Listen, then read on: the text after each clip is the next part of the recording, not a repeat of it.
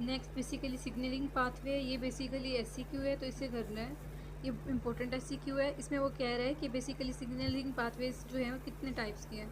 यहाँ पे फिगर में 5 टाइप्स दी हुई हैं। अगर हम जस्ट फिगर कर लें तो कवर हो जाएगा। पहले स्टेरॉइड, स्टेरॉइड की जो रिसेप्टर्स होते हैं वो इंट्रासेलुलर होते हैं। फिर स्टेरॉइड्स जो है वो देखिए ड्रग आउटसाइड है, और जो आउटसाइड द सेल है फिर मेम्ब्रेन शो किया, और इंट्रासेलुलर रिसेप्टर है जहाँ पे वो बाइंड कर रहे हैं। इस तरह जो है थायराइड हार्मोन्स जो होते हैं T3 T4, उनके रिसेप्टर्स जो होते हैं वो इंट्रा न्यूक्लियर होते हैं। फिर टायरोसिन काइनेज पाथवे दिखाया हुआ है, उसमें रिसेप्टर्स जो हैं वो मेम्ब्रेन्स में है। फिर जैकस्टेट पाथवे दिखाया है जिसमें जो है रिसेप्टर जो है वो मेम्ब्रेन के अंदर है, जिसके अंदर वो जाके बेसिकली आगे से अपने एक पाथवे शो कर रहे हैं। फिर आयनिक चैनल्स हैं और GPCR पाथवे है। बेसिकली हम ये टेबल देख लेते हैं। टेबल बहुत इंपॉर्टेंट एससीक्यू है, इसे हर सूरत में याद करना है।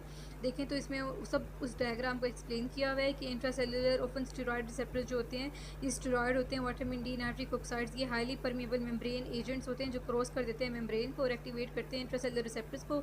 इफेक्टर मोलिक्यूल्स जो होते हैं वो रिसेप्टर का पार्ट हो भी सकते हैं और सेपरेट भी हो सकते हैं, यानी कि steroids, vitamin D, nitric oxide and a few other highly membrane permanent agents that cross the membrane and activate the intracellular receptors. The effector molecules may be a part of the receptor or separate. फिर होते हैं membrane spanning receptor effector enzymes, यानी JAK STAT pathway, ये tyrosine kinase वाले। ये insulin, epidermal growth factors and other similar agents binds to the extracellular domain of the molecule that incorporate tyrosine kinase enzyme activity in the intracellular domains. Most of these receptors dimerize upon the activation. जब भी activate होते हैं ना तो फिर ये dimers की form में कन्वर्ट हो जाते हैं। जो ए होता है ना वो B+C हो जाता है, मतलब कि वो डायमर बना देते हैं। फिर आता है membrane receptor that bind the intracellular, ये tyrosine kinase receptor, JAK STAT pathway आ गया।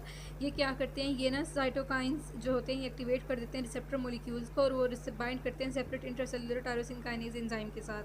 ठीक है, वहाँ पे जाके एक्टिवेट कर देते हैं ट्रांसक्रिप्शन रेगुलेटर्स को, जो कि सिग्नल ट्रांसड्यूसर्स होते हैं, और एक्टिवेट कर देते हैं ट्रांसक्रिप्शन। बेसिकली ये माइग्रेट कर जाते हैं न्यूक्लियस के पास और वहाँ पे जाके इफेक्ट प्रोड्यूस करते हैं, इंट्रान्यूक्लियर होते हैं। यानी many cytokines activate the receptor molecules that bind separate intracellular tyrosine kinase enzyme and that activate the transcription regulators, signal transducers that activates and activators of transcription that migrate to the nucleus to bring about the final change. फिर आती है ligand activated और modulated membrane और ion channels, यानी sodium potassium channels.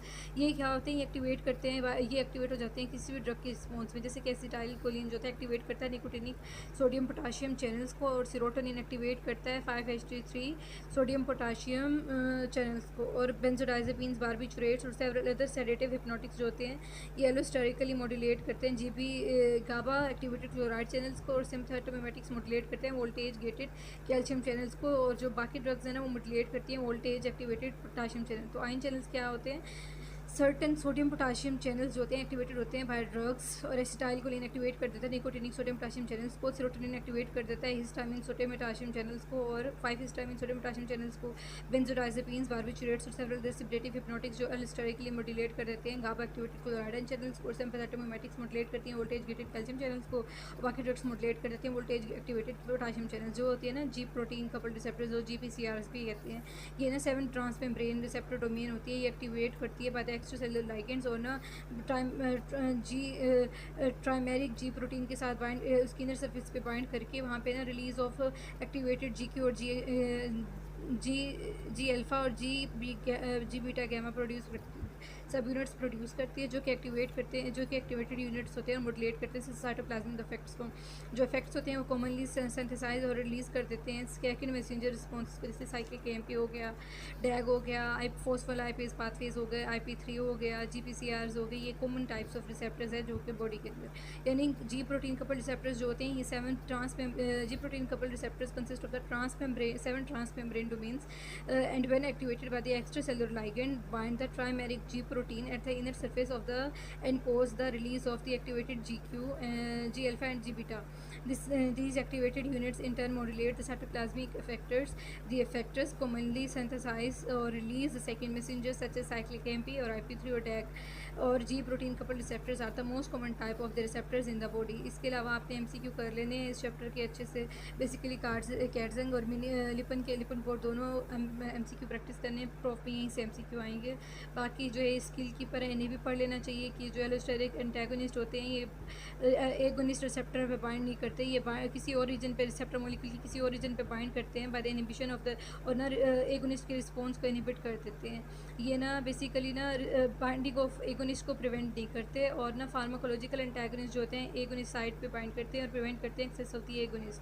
इन दोनों में difference ये है कि बेसिकली ना इन दोनों में जो कंपटीशन होता है ना between the binding side of the जो एंटागनिस्ट एंड द जो एंटागनिस्ट के अंदर बाइंडिंग साइड ज़्यादा होता है, उसके अंदर बाइंडिंग कंपटीशन ज़्यादा होता है as compared to the agonist. तो हायर कंसनट्रेशन ऑफ एगोनिस्ट जो होती है वो डिस्प्लेस और प्रिवेंट कर देते हैं the binding of the pharmacological antagonist but not on allosteric antagonist. ये क्या कह रहा है basically, allosteric antagonist do not bind to the agonist receptor side, they bind to some other region of the receptor molecule that results in inhibition of the response to the agonist. They do not prevent the binding of the agonist. In contrast, pharmacological antagonists bind to the agonist site and prevent the access of the agonist. This difference can be detected experimentally by evaluating the competition between the binding of the radioisotopically labeled antagonist and the agonist. Higher concentration of agonist displays or prevent the binding of the pharmacological antagonist but not on allosteric antagonist. बाकी checklist भी देख लेनी है।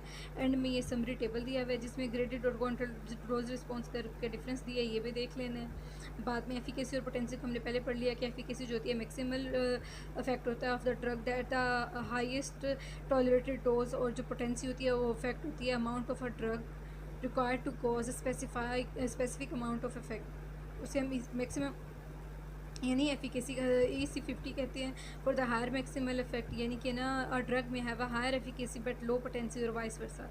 Agonism और antagonism भी देखा कि ability to activate और इनहिबिट द बायोलॉजिकल सिस्टम और effect. Different drugs may have a very different effects on a receptor, they effect may be to activate partially activate और inhibit the receptors function. In addition the binding of a drug may be at the site of that the endogenous ligand binds to the receptor to that receptor or at a different site. A single drug may be an agonist or at one receptor and antagonist at another. आगे हमने membrane signalling pathways